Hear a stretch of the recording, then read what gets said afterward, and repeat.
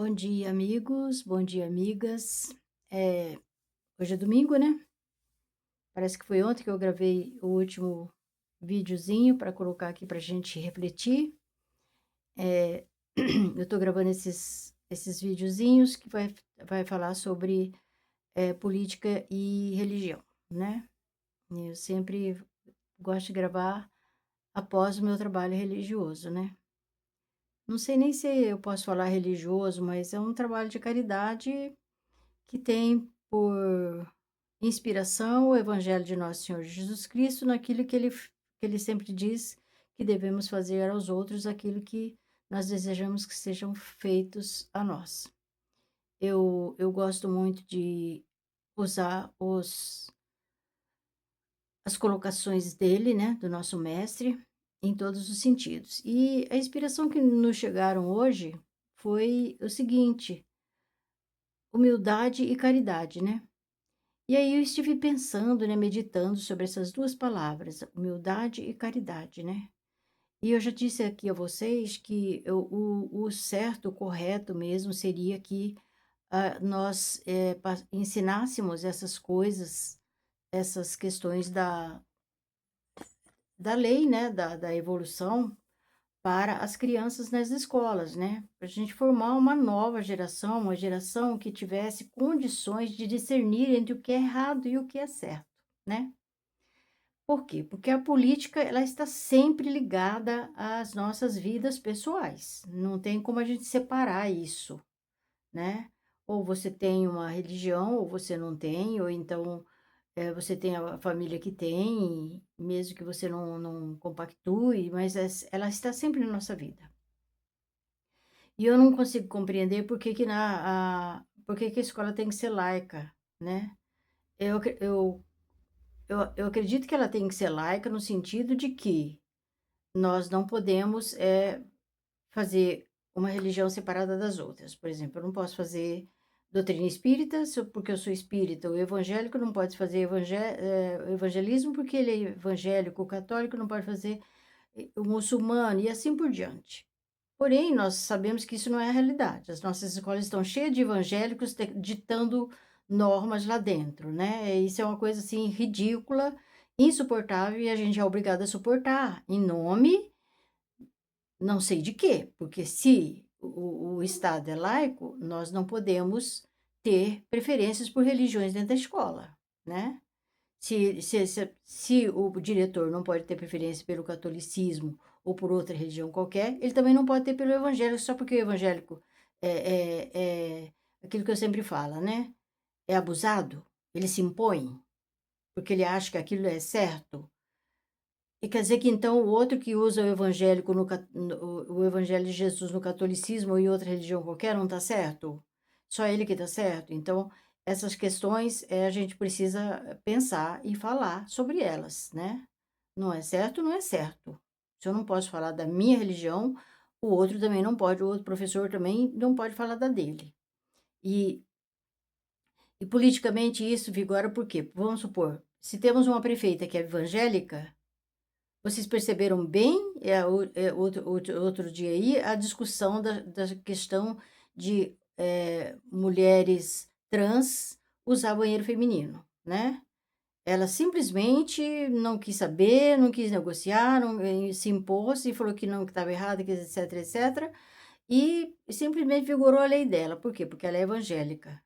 Não pode, não pode. A mulher trans, ela é uma mulher como outra qualquer. Ele é um ser humano, em primeiro lugar, digno de respeito de todos. Não importa as preferências sexuais dela, isso não tem nada conta de ninguém. E aí, então, tem essas questões, né, e tem as questões também da política, né. Porque, por exemplo, vamos supor, aqui no nosso município, a gente percebe a interferência da prefeita, da prefeitura, na nossa escola, né. Ou seja, parece que as nossas escolas municipais tornaram-se comitês eleitorais da pessoa que está no poder. Não digo só essa, mas na anterior, e parece que é uma sequência de fatos dessa ordem. Então, quer dizer, sempre vai ter uma interferência dentro da escola. Então, por isso que eu defendo que nós tínhamos que ensinar dentro da escola o Evangelho de Jesus, na luz da compreensão da lei da reencarnação. Porque a lei da reencarnação diz o seguinte: aquilo que você fizer hoje nessa encarnação, você vai pagar. Não interessa se nessa encarnação ou na próxima, você vai pagar porque faz parte da lei divina. Então, por causa dessas coisas, nós deveríamos ensinar para as crianças, desde o princípio, todas as religiões deveriam abraçar essa lei para saber que ninguém fica impune. Errou, vai ter que pagar, entende? E a pessoa não pode se acovardar. Ah, eu não fiz, foi conjunção econômica, foi conjunção comunitária, foi conjunção social. A gente não pode atribuir os nossos erros a outras pessoas, né? A gente tem que aprender a respeitar essas questões da humanidade, que todo mundo tem direito a erro. E todo mundo tem direito ao acerto, por isso que a nossa lei ela é tão magnânima. Outra coisa que eu precisava ensinar dentro das escolas, ensinar a lei administrativa, a lei constitucional, a lei administrativa por quê? Porque o funcionário público não pode desviar a verba. Ele não pode ser, não pode haver pessoalidade, ele tem que ser impessoal, a coisa pública é pública. Não é de um gestor de escola, de município, seja lá o que for. Ela tem que ser impessoal. Então, o gestor não pode ser favorecido por absolutamente nada. E eles fazem isso, né? Fazem isso. Infelizmente fazem isso. Roubam até alimentos na escola.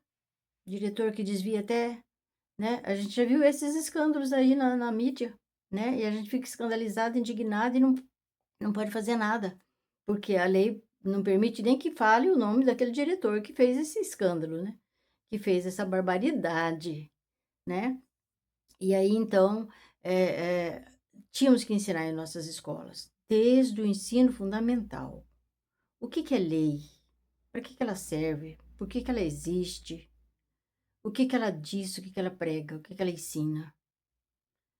E a Constituição, para que as pessoas não sejam tão roubadas naquilo que se refere ao que é a nossa pátria, que é a nossa, digamos assim, um outro país pode chegar em nosso país e mandar aqui dentro? Não, não pode. É por isso que nós temos a soberania. Então, as crianças precisam saber o que é soberania. Ninguém entra na sua casa e faz o que quer lá. Isso é soberania. E está dentro da nossa Constituição. Então, as crianças precisam saber desde sempre por que esse bolsonarismo ele entrou com tanta força na nossa vida e destruiu, inclusive, famílias. Né? Então, eu digo isso porque as pessoas não sabem o que é soberania. Então, por as pessoas serem ignorantes em relação a essas questões, as pessoas permitem que uma pessoa que faz usa de abuso de poder, para dar um golpe de Estado, um golpe de Estado, tipo assim, tem que ser do meu jeito e pronto, acabou. E todo mundo que viveu de 64, de 1964, eu nasci um pouquinho antes, e foi até 1985, sabe o que é uma ditadura, e sabe quantas pessoas pagaram pela ditadura. Se alguém não sabe, entra lá no ICL, porque eles têm documentários lá que mostram tudo o que aconteceu nesse período, certo? Existem filmes, existem a história, ninguém pode alegar ignorância. Aí chega uma pessoa aí querendo ditar o que tem que ser no país e convence uma parcela enorme de brasileiros que é o melhor para o país. E aí não tem como a gente não se indignar e dizer: meu Deus do céu, como as pessoas estão distantes de compreender o que é soberania, o que é pátria, o que é um discurso de ódio. Então, é necessário conhecer o Evangelho de Jesus, que lá está toda a lei do que é ser digno dentro de uma sociedade, Eu não estou falando isso porque eu já sou, eu estou falando isso porque eu aprendo. Eu estudo dentro de uma escola, que é a doutrina espírita, que ensina essas coisas pra gente. Eu já disse várias vezes aqui que a doutrina espírita ela não é só uma religião, ela é uma escola de conduta moral. E aí, então, as crianças desde de cedinho precisavam saber o que que é conduta moral também, para que futuramente elas não se candidatassem apenas para pegar uma vereança no município, um cargo público que é possível desviar dinheiro, ou de estado, ou de país federal, no caso federal, Senado, para desviar dinheiro. O nosso Senado está uma vergonha. Nosso Senado está uma vergonha. A Câmara Federal está uma vergonha. E aí você olha lá, qual que é a porcentagem de políticos eleitos pela direita? É a maioria, é a maioria. E os escândalos acontecem exatamente com essas pessoas, as emendas que são desviadas para o bolso deles. Eu não estou falando aqui sem razão de ser, gente. Olha a mídia, olha a mídia. Não, não só o Jornal Nacional. O Jornal Nacional a gente considera porque ele é a maior mídia do país. Mas olha as que estão no YouTube. Eu posso citar várias delas aqui. O Canal do José, o ICL Notícias, o Fórum, que são mídias que estão mostrando essas coisas. Se eles têm influência, se eles são, digamos assim, de esquerda, que seria o caso, não é sem razão de ser. Eles são porque eles precisam fazer alguma coisa pelo nosso país, como eu estou fazendo aqui agora, né? Mostrando as duas coisas, as duas vertentes da vida, as duas vertentes da vida, política e religião. E tem o Julian, que é um nordestista, coloca Julian no YouTube, você já vai saber, lá é um nordestino que usa um óculos grosso assim, redondinho, e ele conta tudo que ele viu, que ele presenciou na campanha do Bolsonaro, a partir de 2016, até o dia que ele foi expulso da gangue, da Orcrim, né, organização criminosa, até o dia que ele foi expulso de lá. E ele inclusive se tornou, eh, de centro-esquerda.